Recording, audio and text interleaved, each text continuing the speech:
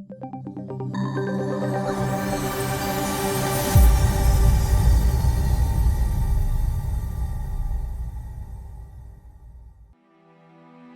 matter how prepared you are, there's one thing that I can absolutely guarantee.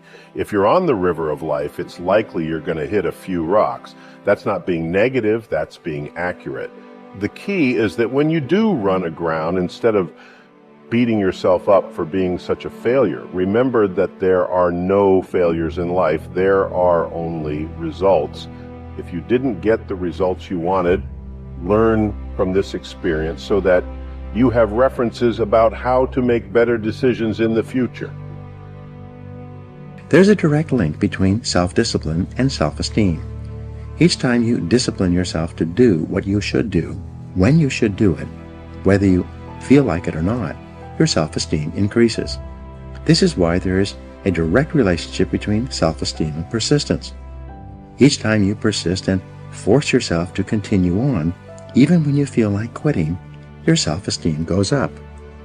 Each act of self-discipline strengthens every other act of self-discipline. Every act of persistence strengthens every other act of persistence. When you discipline yourself to persist over and over, you like and respect yourself more and more. You become stronger and more confident. Eventually, you become unstoppable. It's the difference between failing and being a failure. Even if things don't work out, even if I experience defeat, a failure, that does not make me a failure. If things don't work out, if you don't produce the results you want, that's all. But don't confuse who you are with the results that you produce.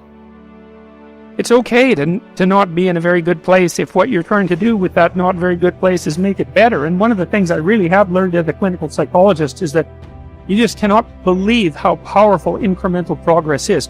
If you make your life 0.1% better a week, man, in 2 or 3 years, you're in such a better place than you were that it isn't even like the same domain. And if you keep that up for 10 years or 20 years, and fix the things that you can fix, you can transform your lives in ways that are completely unimaginable. And God only knows what the upper limit of that is in terms of human possibility. Success and failure are not overnight experiences. It's all the small decisions along the way that cause people to fail. It's failure to follow up. It's failure to take action. It's failure to persist. It's failure to manage our mental and emotional states. It's failure to control what we focus on. Conversely, success is the result of making small decisions, deciding to hold yourself to a higher standard, deciding to contribute, deciding to feed your mind rather than allowing the environment to control you. These small decisions create the life experience we call success. The reward of persistence. Persistence is its own reward.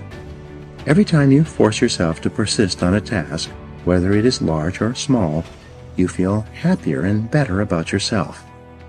When you go the extra mile and do more than you are paid for or more than is expected, your self-esteem goes up.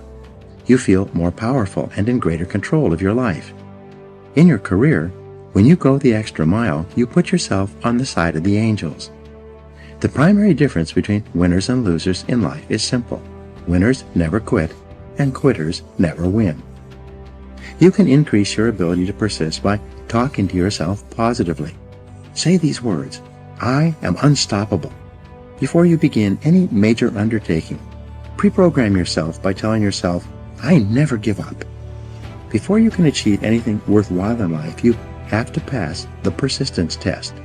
This is usually a snap quiz, sprung on you unexpectedly with no warning. You suddenly face a major setback, problem, temporary failure, or even a complete disaster. When this happens, remind yourself that this is the testing time. This is when you demonstrate what you are really made of.